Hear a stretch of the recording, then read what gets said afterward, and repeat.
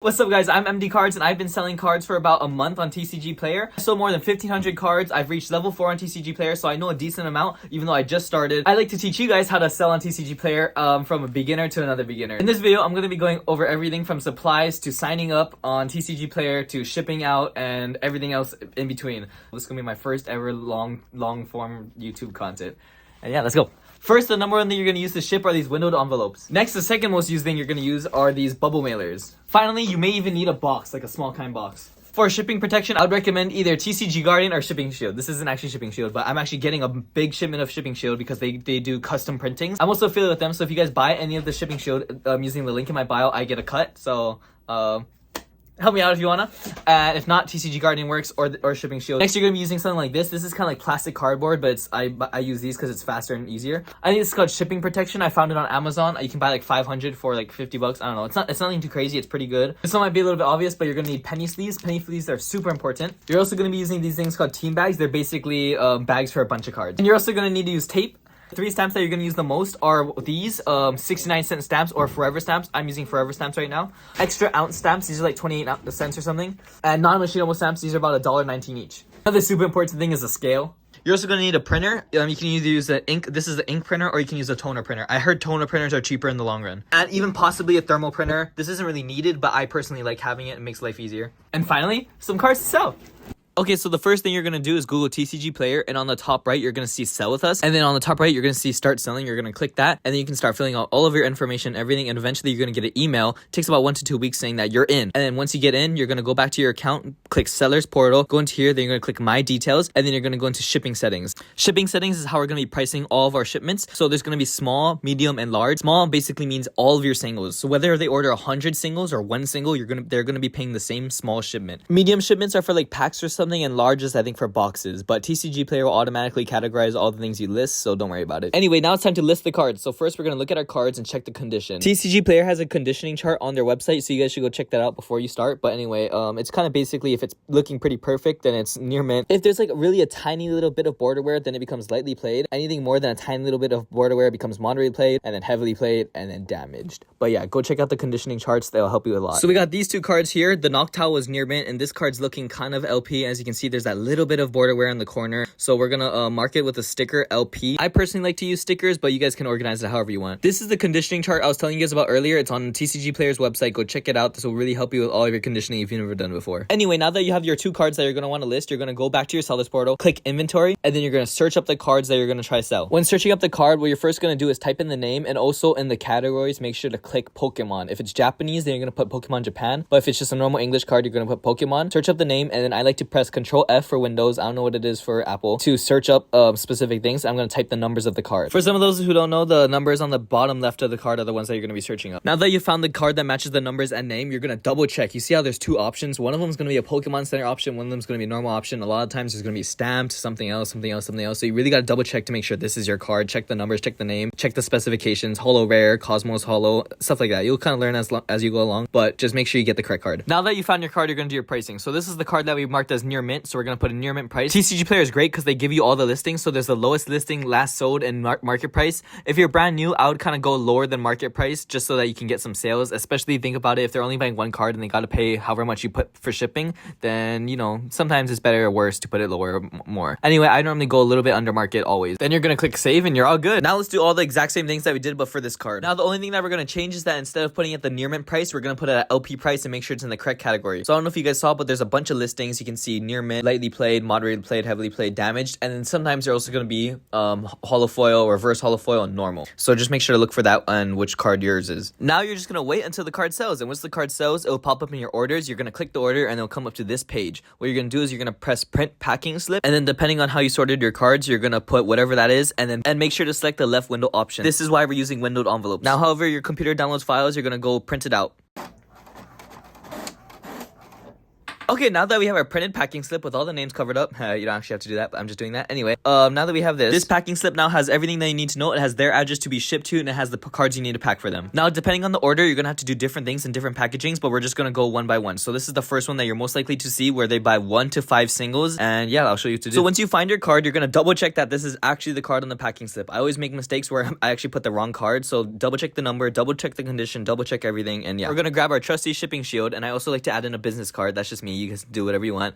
And then you're gonna slip it in, and then there's also a sticky pad normally, so you can just rip it off and stick it together. Later in the video, I'll be going over the specifics of every single classification you need for what you need to ship, but for now, we'll just follow along. Again, only 1 through 5 singles in this little thing, and then what we're gonna do is, you see this fold line right here, we're gonna fold along that. This is to align the address with the envelope. Once you have everything nice and aligned, what you're gonna do is you're gonna put your cards in the middle, and you're gonna tape it down so it doesn't shift around in the envelope. Now, all you're gonna do is fold it up to the size of the envelope. It's kind of good to make it pretty close to the size of the envelope. Like, as you can see, I didn't fold it like exactly to the bottom, just because I want it to be a little bit bigger so it can't shift in the envelope. The more like space is taken in the envelope, the less it can shift. And then you also gotta make sure your envelope has your return address. I totally forgot about this, but basically you can print your return address using that printer that you had earlier, or some people use stickers, some people write it by hand. I personally like to print it because it's so much faster, and I'll show you guys how to do that later actually. Anyway, the main thing is that the address is showing. As you can see by this blue tape, the address is perfectly showing, and it's also good to try shake the envelope a little bit. If the paper moves a lot and the address can't be shown when it moves, then make sure you fill it up, tape it, something. Just make sure that no matter what, the address can be seen. Now let's bring out our trusty scale and weigh this thing. Okay, so for the first scenario that we're gonna see, the 1 to 5 cards, you're just gonna make sure it's under 1 ounce. If it's under 1 ounce, then you're good to use a normal stamp, like a 69-cent stamp or a forever stamp. Okay, now for the next scenario, it's gonna be when they're ordering more than 1 to 5 cards. Once they start ordering more than 5 cards, you're gonna start needing to use a different stamp and a little bit of a different packaging. And right now, this is a 15 card order. I'll go over the specifics of how much you can really do and fit in an envelope, but for now, let's just go along with it. Once you have all the cards for your order, I like to do this. I don't know, some people don't like to do this, but I like to do this if it's a cheap card to save more space in your envelope, because space is everything. And I found that you can fit about 1 through 6 cards in a single sleeve, penny sleeve, not a tight fit sleeve, just a normal penny sleeve. And then once you have all this, I'm gonna be putting it in 2 different of those cardboard sleeves. We are now gonna tape them like in a line on the back of the paper. Then we're gonna seal it up in the envelope and go back to our trusty scale and see how much this thing weighs.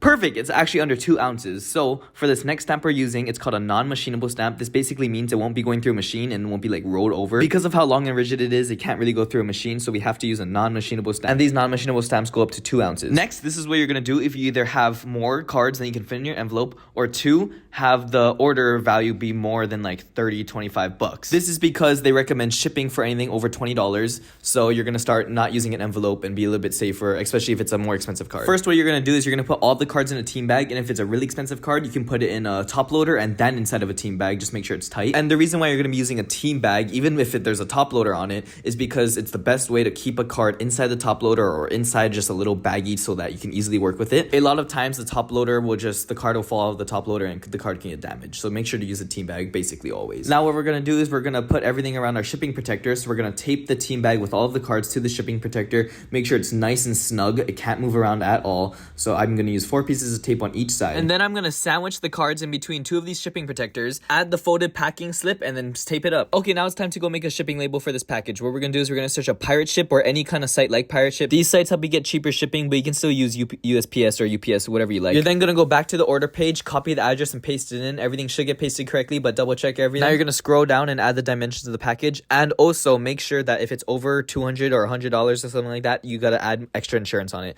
Now you're gonna print it out using your trusty thermal printer, and make sure when you're printing on the thermal printer that you select 4x6 label or whatever printer label you're using, because it'll print like a weird page if you don't. Anyway, you're gonna stick it on and make sure that the label is perfectly flat and visible, no lumps, no nothing. The scanner is actually the only really important thing on this entire thing. Like, everything can be ripped apart as long as the scanner's there. It's good. Also don't need a thermal printer for this part. You can actually just print it out on a normal paper, then tape it onto the bubble mailer or whatever you're doing, but I just prefer the thermal printer. Now we are on to the final scenario that you might see, where when the person orders so many cards it can't fit in the bubble mailer. This has happened to me kind of a lot, and it's actually really cool to see. But yeah, we're gonna go over how to do this. Once you have all your cards, you're gonna do the same thing that we did earlier with the bubble mailer, where you're gonna put them in like stacks of 20. I normally do 20 more or less, and then you're gonna put them in team bags and you're gonna start sandwiching them into between the shipping protectors. Again, make sure to tape everything very nice and tight so that the cards can't shift at all. And then once you have all of them stacked up on each other, I like to get some painter's tape. You can still use the Scotch tape that you've been using too, and just wrapping it a bunch so that it can't move at all. It's all secure, no